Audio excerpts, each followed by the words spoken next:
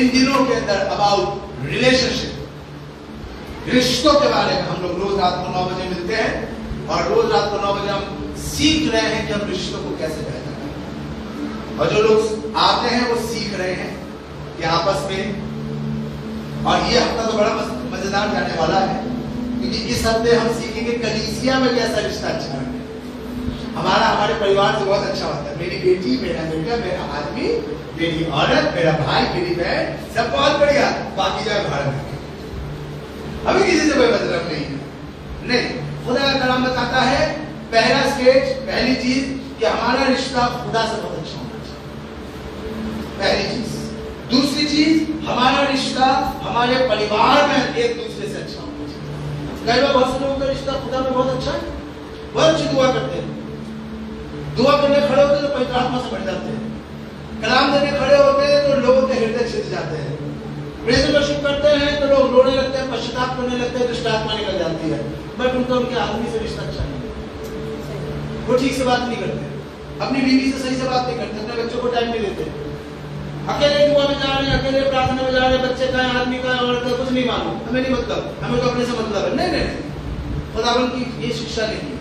जहाँ खुदा ने ये सिखाया है कि मेरे से, वहाँ खुदा ने सिखाया है परिवार का भी एक दूसरे से, a good relationship with your family। और तीसरा स्टेज आता है a good relationship with your church। Church का मतलब क्या है? एक दूसरे की तरफ देखिए, दिस इज द चर्च, ये चर्च। हम आके इबादत तो बहुत अच्छी करें, पादरी तो बहुत बढ़िया है, पादरी साहब बहुत अच्छे हैं, बहुत बढ़िया, क्या बात है, मजा आ गया। थोड़ी मैं अपनी खुद तारीफ, बहुत अच्छे, बहुत बढ़िया, आप बहुत सही है। अभिषेक भाई से बात नहीं करेंगे, अब क्या हमें मतलब नहीं है, और राइट भाई से हमें मतलब नहीं, वैसे हमें मतलब नहीं, हम उनके मुंह नहीं लगते। नो, बाइबल हमें यही सिखानी है, a good relationship with God, a good relationship with your family, and good relationship with your church members। और इस हफ्ते मिस मत करिएगा, जो नहीं आते उनको बता रहा हूँ, मिस मत करिएगा, बहुत बढ़िया चीज आपको मिलेगी सुनने को। मैं नहीं देता कलाम, मैं बिल्कुल नहीं देता, कोई को देता है कलाम, मैं नहीं देता, लेकिन जो देते बहुत अच्छा देते हैं, और अच्छा करते हो कि मैं नहीं देता, तो इसमें बहुत कुछ आपको सुनने को मिलेगा। बिल्कुल मिस मत करिएगा गूगल मीट इस हफ्ते वाला, और बहुत कुछ खुदा आपको सिखाएगा। और जहां हम बात करें रिश्ते की, अभी हमने एक कोरस गाया, कुछ नहीं चाहिए खुदा, बस तू काफी है, तू मेरा पिता, मैं तेरा बेटा। ये बहुत जरूरी है, हमें इस बात को याद रखना, हमें इस बात पे खड़े रहना, और इस बात के लिए मेहनत करना बहुत जरूरी है। सिर्फ कहने से और गाने से कुछ नहीं होगा। सारी दुनिया में लोग बोल रहे हैं, सारी दुनिया में लोग गाना गाते हैं, लेकिन कितने लोग हैं जो इस वाली बात के ऊपर खड़े होते हैं और इसके लिए एफर्ट करते हैं? देखिए, मैंने सीखा है, मैं आपको सिखाना चाहूंगा, जब तक आप कुछ करेंगे नहीं तब तक आपको कुछ मिलेगा नहीं। चीनी डालोगे तभी गुड़ मीठा होगा, अगर चीनी डालोगे ही नहीं तो गुड़ भी मीठा नहीं होगा। रसगुल्ले की चाशनी तभी मीठी होगी जब उसमें चीनी नहीं, जलेबी भी तभी मीठी होगी जब वो चाशनी में डूबेगा। सीख उसी तरीके से, जब तक आपको अगर कोई चीज चाहिए उसके लिए आपको कुछ करना पड़ेगा। अगर बिरयानी बनानी है तो बिरयानी, देखिए मैं नॉनवेज वाला इंसान हूं इसलिए नॉनवेज की बात करूंगा, वेजिटेरियन वाली बात नहीं करूंगा। अगर आपने बिरयानी बनानी है तो उसमें सबसे मुख्य सामग्री क्या आती है?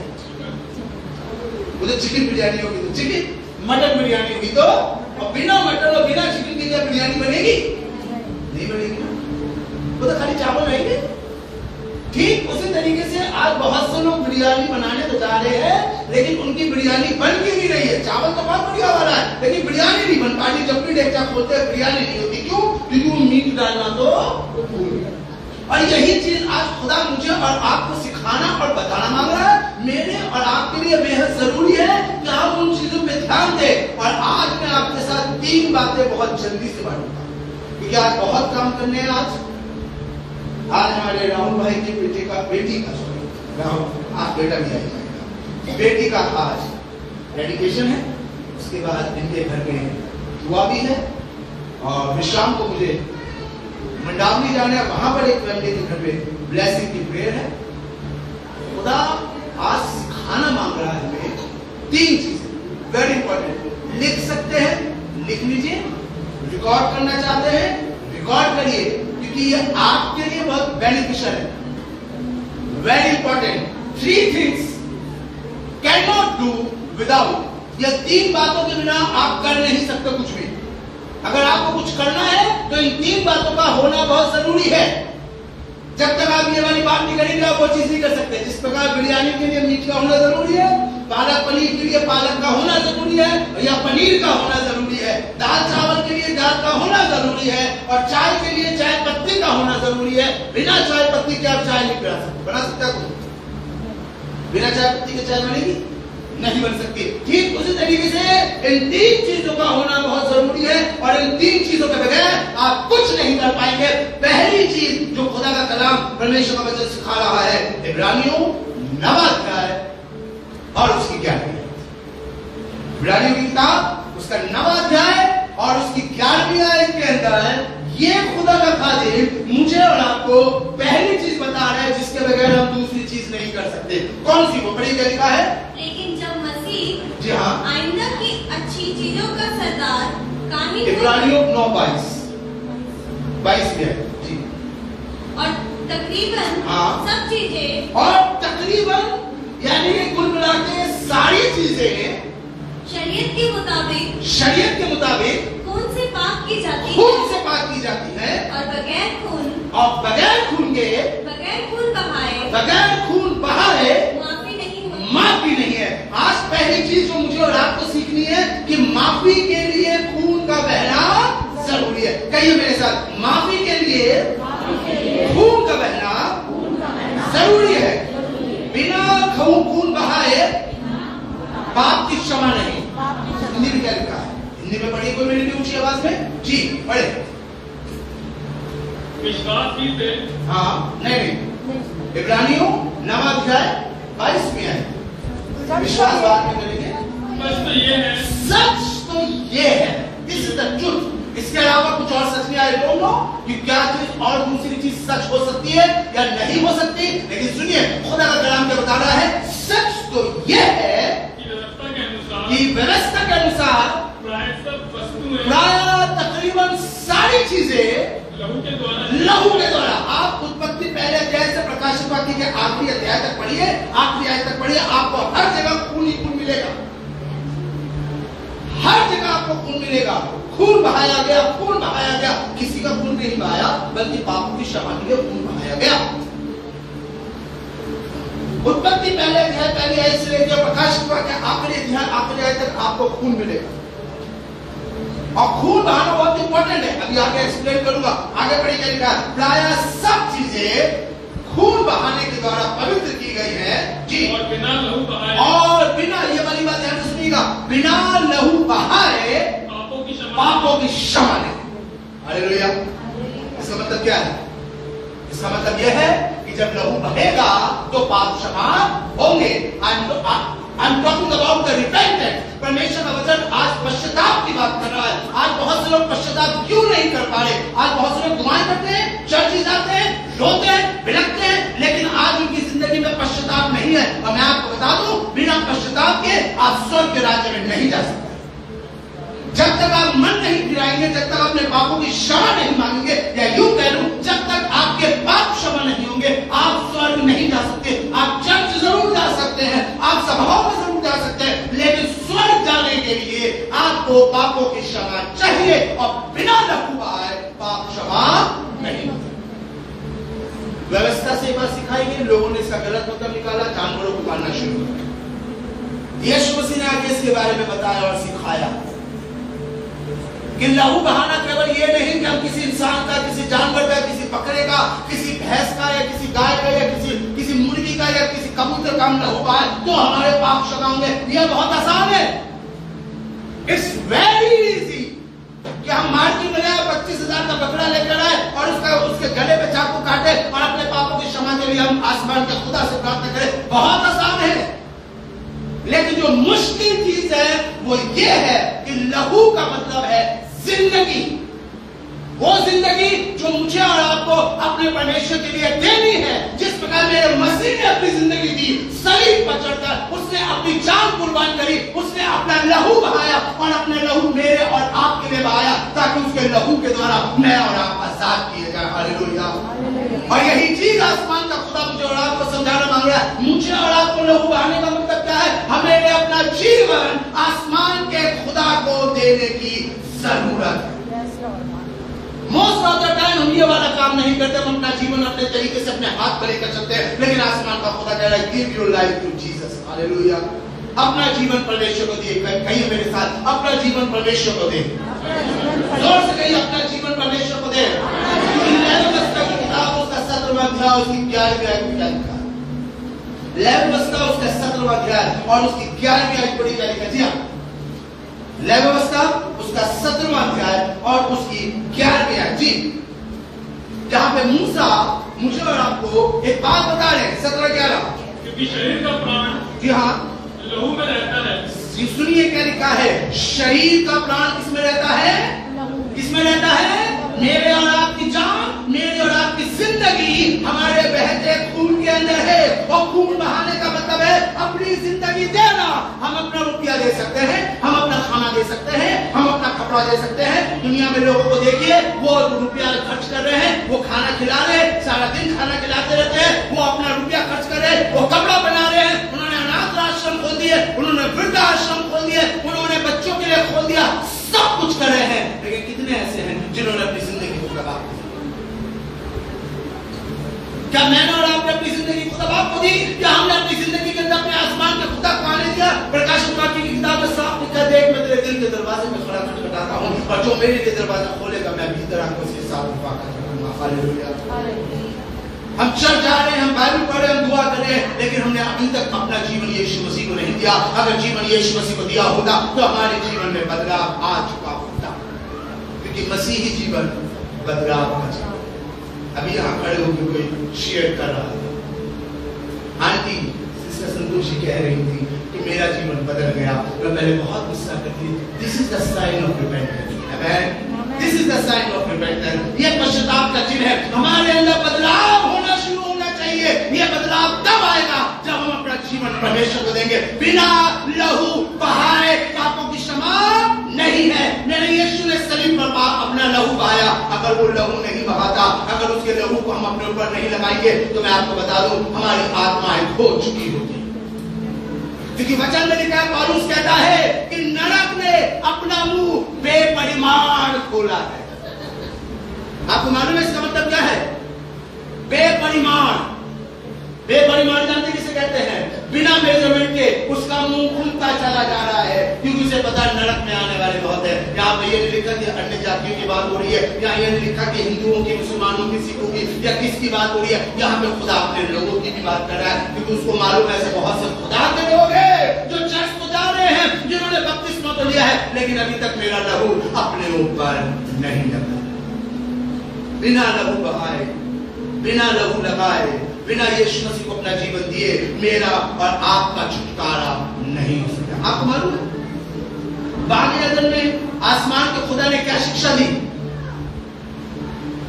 बागे अदन के अंदर बहुत सी शिक्षाएं हैं, और एक शिक्षा जानती है, जब आदम और हव्वा ने गुनाह किया था और जब उन्हें बागे अदन से बाहर निकाला गया तो कुछ हुआ था वहां पे। किसी को याद है कुछ क्या हुआ था? आदम और हव्वा छुप रहे थे। खुदा ने पूछा क्या हुआ? उन्होंने कहा हम नंगे हैं। तब कुछ हुआ, जब वहां उन्हें निकाला तो बाइबल में लिखा है उन्होंने अपने लिए पत्तों से अंगरखे बनाए और अपना जिस्म ढकने लगे। लेकिन जब अदन की वाटिका से बाहर निकले तब आसमान के खुदा ने उनके लिए चमड़े के कपड़े बनाए और तब उन्होंने अपना जिस्म ढका और उनको तब पहाड़ा। क्यों खुदा बाप ने उन्हें पत्तों के साथ बाहर नहीं भेजा? Why? क्यों पिता परमेश्वर ने उनके लिए चमड़ों का इंतजाम करा, लेदर का इंतजाम करा? क्यों पत्तों से ही नहीं भेज दिया? क्यों? ये दोनों बाहर बकरियां घूम रही थी, नहीं तो पत्ते तो दोबारा आ जाते, क्योंकि बाहर की तो दुनिया ही थी, बाहर भी तो पत्ते थे, वहां से दोबारा बने। जानते इसका मतलब क्या है? पत्ते दर्शाते हैं टेम्परेरी। कई बार हम अपने गुनाह, कई बार हम अपनी गलतियां, कई बार हम अपनी चीजों को टेम्परेरी चीजों से छुपाने की कोशिश करते हैं। ये थोड़े टाइम की है, लेकिन आसमान का खुदा चाहता है कि वो आपके लिए चमड़े का इंतजाम करे, और वो चमड़ा दर्शाता है परमानेंट सल्वेशन। हालेलुया। आपके लिए पूरा परमानेंट एक इंतजाम खुदा आपने करा है, क्योंकि चमड़ा अगर कहीं से आया तो कहीं पे कोई मरा है जिसकी खाल उतारी है। और आगे जाके पौलुस, हम किसी और दिन बात करेंगे इस विषय में, आगे जाके पौलुस इस बात की शिक्षा देता है, वो और कोई नहीं, आसमान के खुदा का इकलौता बेटा, जिसकी कुर्बानी दुनिया के बनने से पहले की गई थी। हालेलुया। कई बार हम लोग यही तो गलती कर जाते हैं, हम टेम्परेरी चीजों पे ज्यादा ट्रस्ट करते हैं, उनसे जानते टेम्परेरी चीजें क्या है? जिसके टेम्परेरी चीजें क्या है? टेम्परेरी चीजें ये होती हैं, इबादत में आना, इंस्ट्रूमेंट बजाना, हम ड्रम बजा रहे, बहुत अच्छा ड्रम बजा रहे, हम बहुत अच्छा कांगो बजा रहे, बहुत अच्छा गिटार बजा रहे, बहुत बढ़िया वर्शिप कर रहे। मैं ये नहीं कह रहा कि गलत है, इसको रॉन्ग मत कीजिए, लेकिन कई बार जानते करते हैं, हम 10 पांच दे रहे हैं, हम दुआओं में जा रहे हैं, हम अपने घर पादरी को बुला रहे हैं, लेकिन जीवन तो बदला नहीं, गुस्सा गया नहीं, कड़वी जबान ठीक हुई नहीं, बुरी सोच अभी तक बदली नहीं, हमारा व्यवहार अभी तक बदला नहीं, चर्च में आके खूब बढ़िया हालेलुया हालेलुया हालेलुया कर रहे, और बाहर जाके हम जाके सुट्टा लगा रहे, सुट्टा बना रहे। ये टेम्परेरी है कि हम अंदर आकर पत्तों से अपनी बुराइयों को ढांप रहे हैं, लेकिन बाहर जाकर अभी तक हमारा शुद्धिकरण नहीं। हम अंदर आकर गवाही देकर, बाइबल की आयत शेयर करके, दुआ करके, सब चीजों को हम टेम्परेरी बेस पे ढांप रहे हैं, लेकिन घर जाकर अपने पति से लड़ रहे हैं, अपनी बीवी को गाली बक रहे हैं, किसी की चुगली कर रहे हैं। These all are temporary covering. आसमान का खुदा आपको परमानेंट इतना मांग रहा है, हालेलुया, और वो परमानेंट उसके लहू के द्वारा हो सकता है। इसलिए खुदा का कलाम कह रहा है, give your life to Jesus, give your life to Jesus. जब आप अपनी जिंदगी में खुदा आपको देंगे, वो आपको अपने बेटे का चमड़ा देगा, और वो चमड़ा ऐसा होगा कि आप दुनिया में घूमेंगे और शैतान आपकी उंगली नहीं उठा पाएगा, फिर आपको नंगापन महसूस नहीं होगा। आज बहुतों को अपना नंगापन दिख रहा है, आज बहुतों को अपनी बुराइयां नजर आ रही है, आज बहुतों को अपनी गलतियां नजर आती हैं, आज बहुतों को अपने जीवन में गलत चीजें नजर आती हैं। वो गलतियां देखते जानते हैं क्यों? क्योंकि उन्होंने पत्तों से अपने आप को ढक रखा है, क्योंकि अभी तक उनका छुटकारा नहीं हुआ। आसमान का खुदा चाहता है, बिना लहू के कोई छुटकारा है ही नहीं। आपको पता है कि खुदा बाप ने मूसा से क्या कहा था? तुम एक काम करना, एक बर्रा लेना, उसको ज़बह करना और उसका खून अपने चाकू के ऊपर लगा देना, क्योंकि आधी रात के लगभग एक स्वर्गदूत मौत का उतरेगा, उसके हाथ में नंगी तलवार होगी, और जिसकी चाकू पे खून नहीं लगा होगा, चाहे वो इजरायली हो या मिस्री हो, उनके घर के बच्चे खत्म कर दिए जाएंगे। और जिसकी चौखट पे खून लगा होगा, चाहे वो इजरायली हो या मिस्री हो, उनके घर में मौत नहीं आएगी। आज देखिए बहुत से विश्वासियों के घरों में, आज बहुत से मसीहों के घरों में मुसीबतें, तकलीफें, परेशानियां, बदहाली, बदकिरदारियां भरी पड़ी हैं। इतनी दुआ, इतनी प्रार्थना के बाद भी चीजें ठीक क्यों नहीं हो रही? क्योंकि मौत का स्वर्गदूत घूम रहा है। क्योंकि हम दुआ तो करते हैं, हम प्रार्थना तो करते हैं, हम चर्च तो जाते हैं, लेकिन अभी तक यीशु का लहू अपने ऊपर नहीं लगा। हमने अपनी जिंदगी यीशु मसीह को नहीं दी।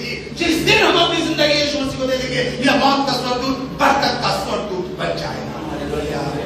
जिस तरह याकूब से जब मुलाकात हुई स्वर्गदूत की, तो उसने उसे बरकत दे दी। ऐसे आसमान का खुदा आपके घरों में बरकत का स्वर्गदूत लेकर आएगा, द एंजल ऑफ ब्लेसिंग्स। आमीन। लेकिन ये तब होगा जब हम उसका खून लगाएंगे, ये तब होगा जब हम लहू बहाएंगे। लहू बहाने का मतलब नहीं कि आप काटे अपना हाथ, लहू बहाने का मतलब नहीं कि आप हैंडल ले, चाबुक ले और अपने आप को मारना शुरू कर दे। लहू बहाने का मतलब ये नहीं कि आप डंडे में तो बर्तन बांधे और आप भी कहीं से कुछ लेकर आ रहे हैं और लाके चढ़ा रहे हैं महिलों के गांजा फूक के। कोई भी ये काम कर लेगा, कोई बड़ी बात नहीं है। अपनी एमपी के कोई भी अपने आप को हैंडल मार लेगा, शरीर से चाकू से कटवा लेगा, कोई बड़ी बात नहीं है। सबसे बड़ी बात है अपना जीवन परमेश्वर को देना।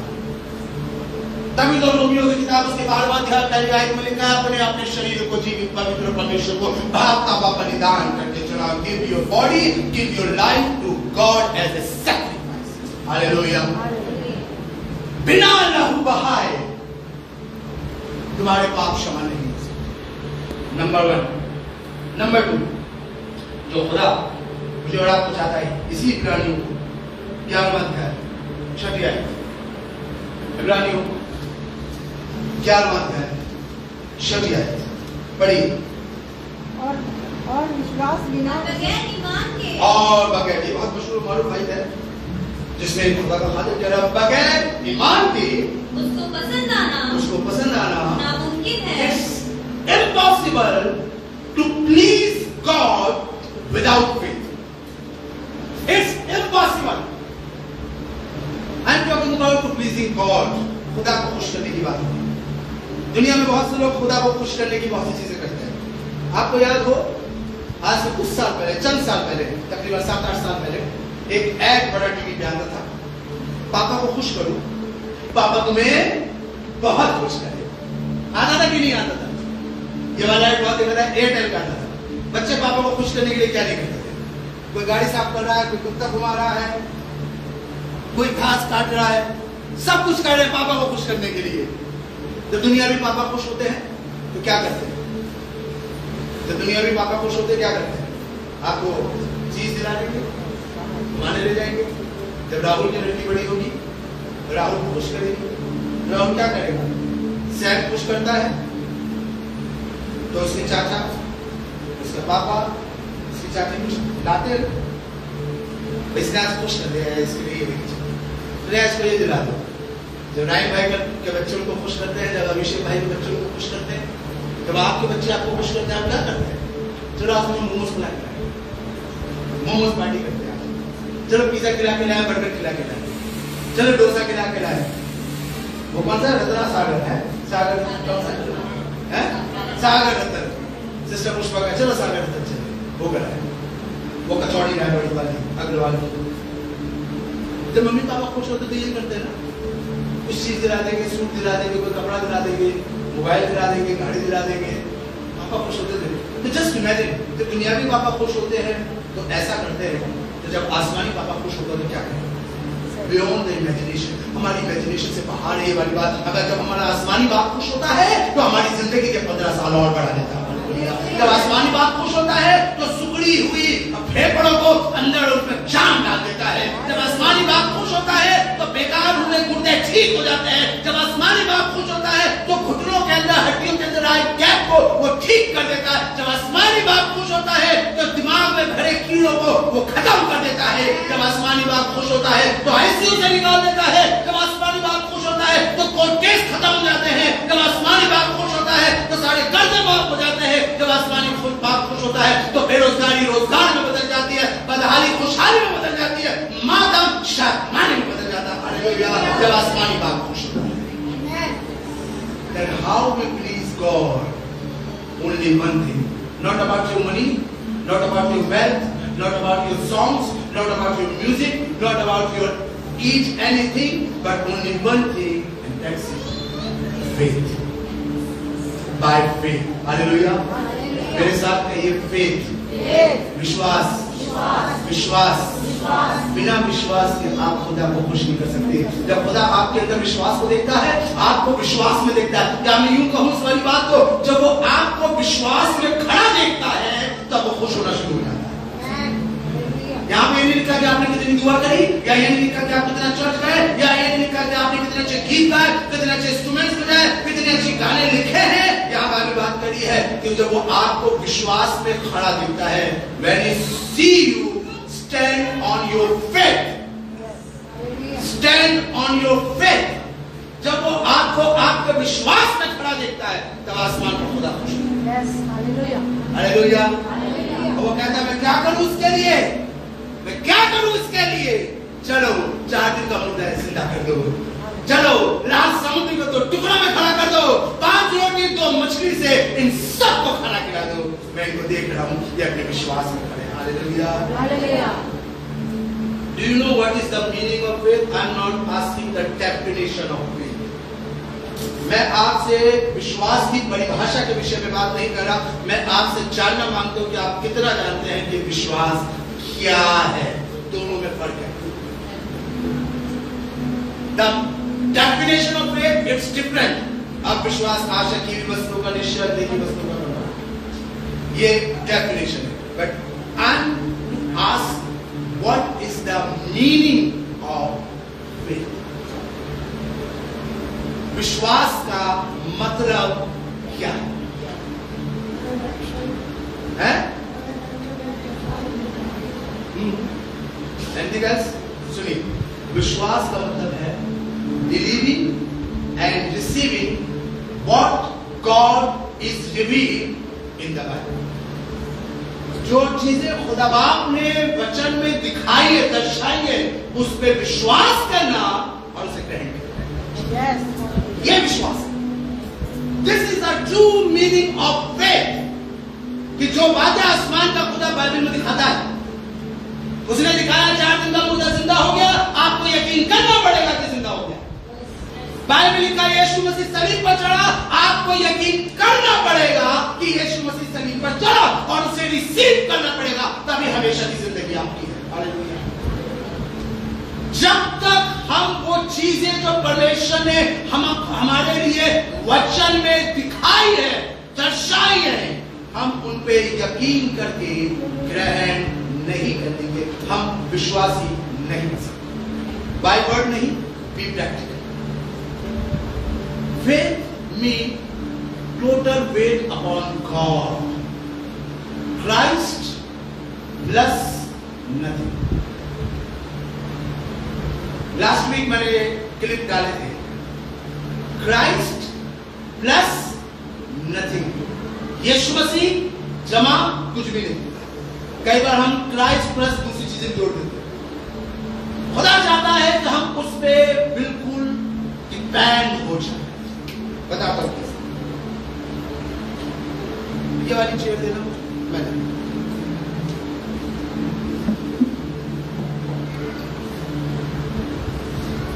ये चेयर यहां पे रखी है. ओके.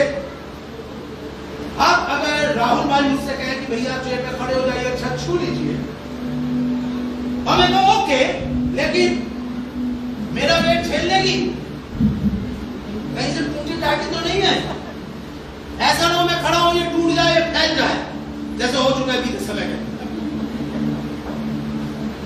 अगर मैं ये क्वेश्चन पुट कर रहा हूं, तो दैट्स मीन मैं चेयर पे विश्वास नहीं कर रहा, मैं डाउट कर रहा हूं. तभी मैं तेरे सवाल पूछ रहा हूं. और मेरा डाउट सिर्फ चेयर में नहीं, मेरा डाउट इसकी बिल्ड क्वालिटी पर, मेरा डाउट इसके मटेरियल पर, और मेरा डाउट उन तमाम लेबर्स के एफर्ट पर है जो इसको बनाने में लगा है. That's mean I'm not in faith. Hallelujah. लेकिन अगर राहुल भाई मुझसे कहते हैं कि भैया आप खड़े हो जाओ, और मैं without any question, without any doubt, और मैं इस पे खड़ा हो जाता हूं, अच्छा छू ली मैंने, दिस इज फेथ. मैंने कोई सवाल नहीं करा. अगर खुदा आपसे कह रहा है तू आगे बढ़, तो तुम आगे बढ़ो. अगर खुदा तुमसे कह रहा है कि तुम्हें चंगाई मिलेगी तो मिलेगी. नो एनीवे, डॉक्टर तो ऐसा कह रहा है, वो तो ऐसी हो गया, वो तो ऐसा है, अभी तो ये हो रहा है, अभी तो वो. No, if God say you, अगर खुदा तुमसे कह रहा है, then take a step without any doubt. खड़े हो जाओ उसके ऊपर, क्योंकि this is faith. Hallelujah. Christ plus nothing. No any question, no any doubt, no any argument. कई बार हमारी जिंदगी में बरकत इसीलिए नहीं मिलती कि हम लोग इसीलिए नहीं कर पाते क्योंकि हम रिसीव ही नहीं करे कि जो खुदा ने करा है उसको मैं ग्रहण करूं. बाइबल में लिखा है जब तुम प्रार्थना करो तो मान लो तुम्हारे लिए हो गया, वैसा ही हो जाए. हम लोग मानने को तैयार नहीं. हमारा दिमाग हमें मानने नहीं देता. हमारा दिमाग कैलकुलेशन करना शुरू करता है. जहां खुदा कहता है ऐसे होगा, वहीं हमारे दिमाग में कैलकुलेटर स्टार्ट हो जाता है. आपको मालूम है अगर मरियम अपना कैलकुलेटर खोल के बैठ जाती तो आज दुनिया में उद्धार नहीं. अगर मरियम अपना कैलकुलेटर खोल के बैठ जाती तो उसे सब स्त्रियों में धन्य स्त्री नहीं कहा जाता. उसने अपना कैलकुलेटर ऑफ करके रख दिया. को नहीं करना है. आपको भी जरूरत है कि आप अपना कैलकुलेटर ऑफ करके एक तरफ कोने में रखें. Now this is our turn. ये हमारा काम है कि हमें विश्वास का कार्य करना है. हालेलुया. यीशु मसीह अपना कार्य कर चुके हैं. सलीब पे चढ़कर सलीब तक पहुंचकर प्रभु यीशु मसीह ने आसमान के खुदा में अपना काम कर चुके हैं। Now this is our turn. अब हमारी बारी है। अब उस चीज को जो कुछ सलीब पर हुआ है और जो कुछ बाइबल में लिखा है, अब उस पे यकीन करके, विश्वास करके, एक कदम आगे बढ़ा के अब उस काम को हमें आगे बढ़ाना है। Hallelujah, hallelujah, hallelujah. This is faith, this is faith. और यही चीज आसमान का खुदा मुझे और आपको समझाने की कोशिश कर रहा है, क्योंकि मेरा और आपका उद्धार हमारे अच्छे कामों से नहीं है। इवन 1% आपके जितने एफर्ट्स है उससे आपका उद्धार और सर का दरवाजा नहीं खुलेगा। मैं चाहे कितना कलाम दे दूं, मैं चाहे कितनी वर्शिप कर लूं, मैं चाहे कितनी विजिट और मीटिंग कर लूं, कितने लोगों के बीच में प्रचार कर लूं, लेकिन अगर मैं विश्वास नहीं करता, मैं रिसीव और बिलीव नहीं करता जो कुछ इसमें लिखा है, तो आसमान का खुदा मेरे लिए दरवाजा नहीं खोलेगा।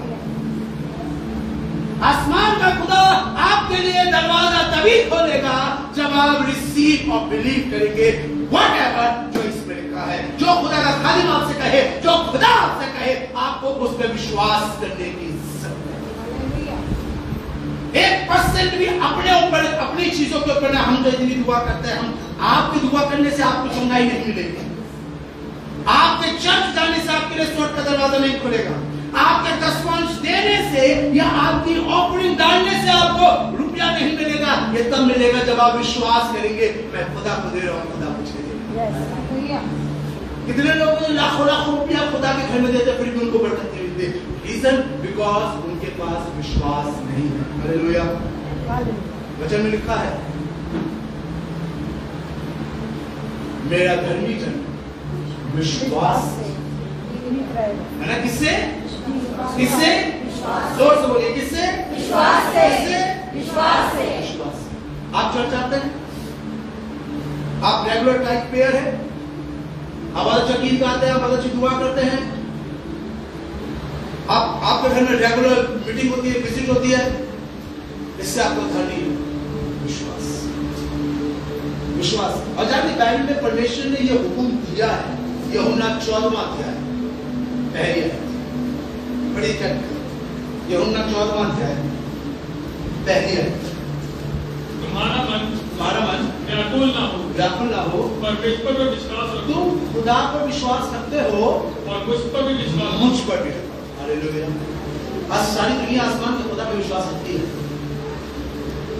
चाहे किसी भी कम्युनिटी, किसी भी रिलीजन का क्यों ना हो, हिंदू, मुस्लिम हो, सिख हो, जैनी हो, पारसी हो, आर्य समाजी हो, राधा कृष्ण वाले हो, किसी भी कम्युनिटी, किसी भी रिलीजन का क्यों ना हो, वो सब एक बात पे स्टैंड करते हैं कि देयर इज गॉड ऑलमाइटी, कोई है आसमान में जो दुनिया चला रहा है। इसीलिए नॉन क्रिश्चियंस, हिंदू, मुस्लिम चर्चेज जाते हैं, दुआएं करवाते हैं, because they believe in God but reject Jesus Christ. सारी दुनिया खुदा पे विश्वास करती है लेकिन यीशु मसीह का इनकार भी करती है। तभी यीशु मसीह ने कहा मैं तुम्हें हुक्म देता हूं, तुम मेरे बात पे विश्वास करते हो, मुझ पर भी रखो। क्या आप यीशु मसीह पे विश्वास करते हैं कि जो वो कह रहा है वो करेगा? You have to faith on him, कि जो उसने कहा है, उसने कहा है चंगा करूंगा तो चंगा करेगा।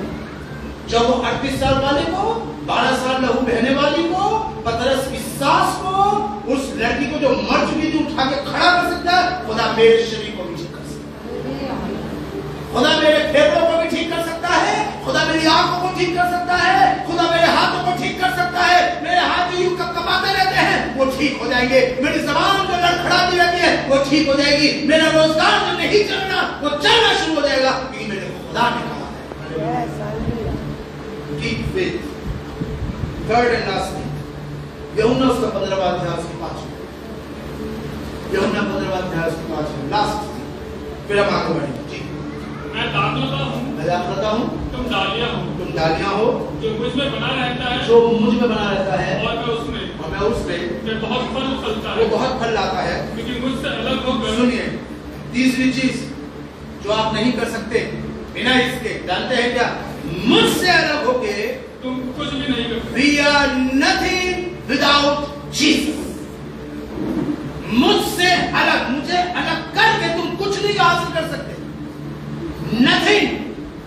आज के समय में, आज की जनरेशन एक चीज पे फोकस कर रही है, वो है पैसा। बस पैसा मिल जाए, कहीं से बस रुपया आ जाए, और ऐसा रुपया आ जाए फिर जब हम क्यों कर देंगे काम, बट भूल जाते हैं बिना यीशु मसीह को तुम कुछ हासिल नहीं कर सकते।